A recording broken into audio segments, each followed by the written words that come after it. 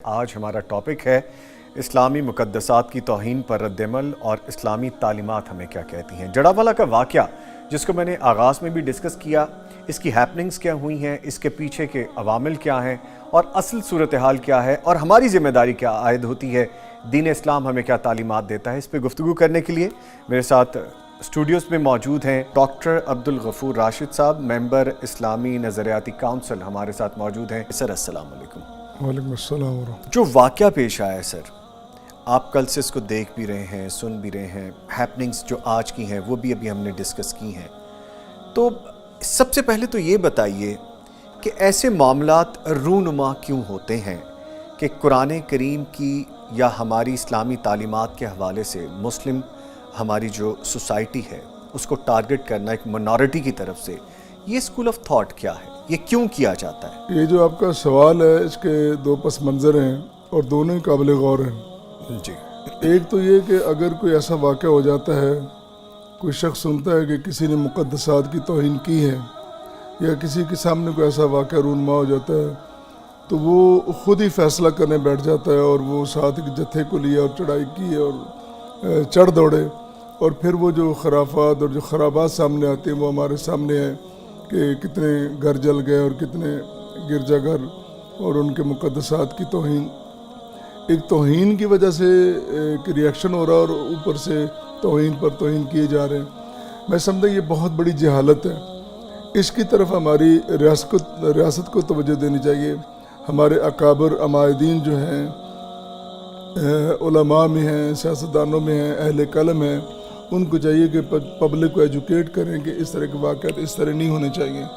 پہلے آپ کوئی خبر سنتے ہو اس کی تحقیق کر لو۔ قرآن بھی ہمیں یہی تعلیم دیتا ہے کہ اگر آپ کے پاس کوئی خبر آتی ہے، کوئی واقعہ ایسا آ جاتا ہے تو پہلے اس کی تحقیق کر لیں۔ تو میں سمجھتا کہ بہت بڑی ضرورت ہے ہمیں پبلک کو ایجوکیٹ کرنے کی کہ یہ واقعات کا رد عمل بھی ایسا نہیں ہونا چاہیے۔ اس کے لیے بھی ایک دائرہ کار موجود ہے، اس کے لیے بھی قانون موجود ہے، ریاست موجود ہے، وہ اپنا کام کرے۔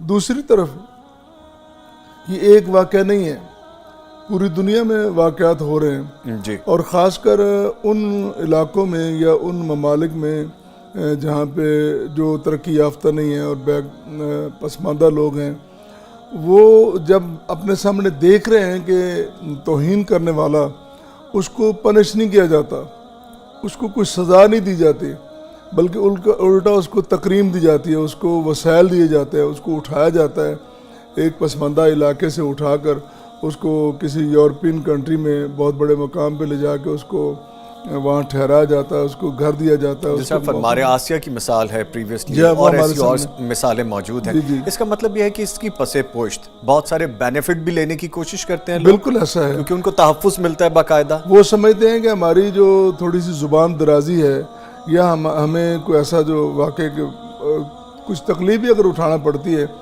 تو ایک بندہ تکلیف اٹھاتا ہے تھوڑی سی اور اس کے پورا خاندان سیٹل ہو جاتا ہے، اسٹیبل ہو جاتا ہے، اور ان کو وہ مراد مل جاتی ہے جن کا وہ تصور بھی نہیں کر سکتے، لائف سیٹلمنٹ مل جاتی ہے۔ میں سمجھتا ہوں کہ اس کا عالمی سطح پر وہ جو یورپین ترقی یافتہ ممالک ہیں جو اپنے آپ کو بہت بڑا سمجھتے ہیں کہ ہم بہت آگے چلے گئے، اور پھر انہوں نے آزادی اظہار رائے کے نام پر یہ جو فساد کھڑا کیا ہوا ہے اس کی طرف بھی توجہ کرنی چاہیے۔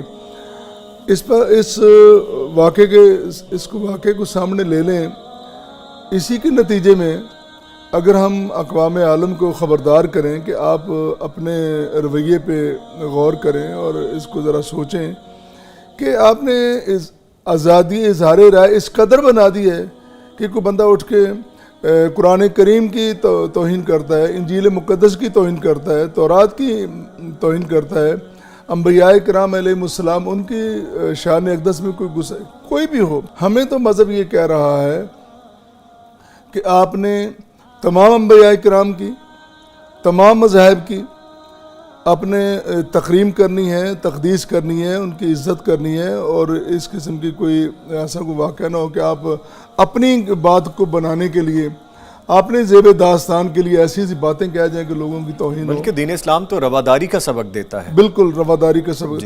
اور اس میں چھوٹی سی بات میں یہ بھی کروں گا، ہمیں چاہیے خاص کر مسلمانوں کو ہم مساجد کی طرف پلٹیں. ہم نے یہ جو مساجد سے بالکل منہ موڑ لیا ہے. ہم سمجھتے ہیں کہ جو عصری جو ہمارے ادارے ہیں, بڑے بڑے یونیورسٹیز ہیں, وہاں تعلیم جاتی ہے, ان کی تہذیب, ان کا تمدن وہی بڑا قابل غور اور وہ قابل تقلید ہے. تو ہم نے مساجد سے بالکل ہی کنارہ کشی اختیار کر لی. ہم اگر اپنی بنیاد کو دیکھیں, نبی کریم علیہ الصلوۃ والسلام کے دور کو دیکھیں, تو اس وقت مسجد جو تھی وہ تمام اسلامی سماجی معاشرتی سرگرمیوں کا مرکز اور محور تھی. وہیں سے سارے کام ہوتے تھے. کمیونٹی سینٹر بھی وہ تھا. لوگوں کو ریلیف ملتا تو وہیں سے ملتا ہے, لوگوں کو تعلیم ملتی ہے تو وہیں سے ملتی ہے, لوگوں کو تہذیب اور تمدن کی اگر تعلیم ملتی تو وہیں سے ملتی ہے. ہم نے بالکل ہی وہاں سے کنارہ کشی اختیار کر لی اور ہم نے مسجد کو اور مولوی کو بالکل کارنر کر دیا. ہم سمجھتے ہیں کہ یہ تو بالکل اس کے قریب جانے کی زمانے سے کٹے ہوئے لوگ ہیں, بیکورڈ ہیں, اس دنیا سے پیچھے ہیں.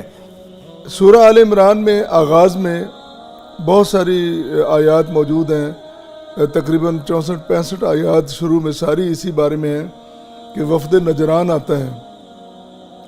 تو نجران کے بڑے بڑے اکابر, ان کے بڑے بڑے چودھری, سردار, اسکالر, ان میں پڑھے لکھے لوگ تھے, وہ نبی کریم علیہ الصلوۃ والسلام کے پاس جب آتے ہیں تو ان کو آپ نے مسجد نبوی میں ٹھہرایا.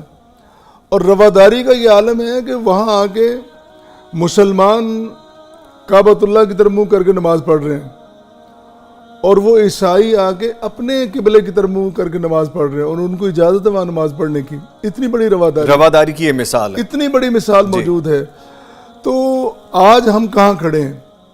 ہمارا آغاز دیکھیں, نبی کریم علیہ الصلوۃ والسلام کو اسوہ مبارکہ دیکھیں, قرآن کی تعلیمات دیکھیں, حدیث نبوی کی تعلیمات دیکھیں, اور جو عہد نبوی ہے اس دور کے اہم ترین واقعہ دیکھیں. آج ہم کہاں کھڑے ہیں؟ ٹھیک ہے, اس میں صرف مولوی کا کردار نہیں ہے, صرف عالم کی کمزوری نہیں ہے. ہمارے جو مقتدر طبقہ ہے, جو اہل اقتدار ہیں, اہل ثروت ہیں, اہل اختیار ہیں, انہوں نے بھی اس قسم کی تفریق پیدا کر دی ہے. تو آج ان سب کو, تمام اکائیوں کو اکٹھا ہونا ہوگا, تمام اداروں کو اکٹھا ہونا ہوگا, اور اپنی بنیاد کی طرف پلٹنا ہوگا. تب جا کے ہماری پبلک بنے گی, عوام بنے گی, اور ایک قوم بننے کی طرف ہمیں ریوائیو کرنے کی ضرورت.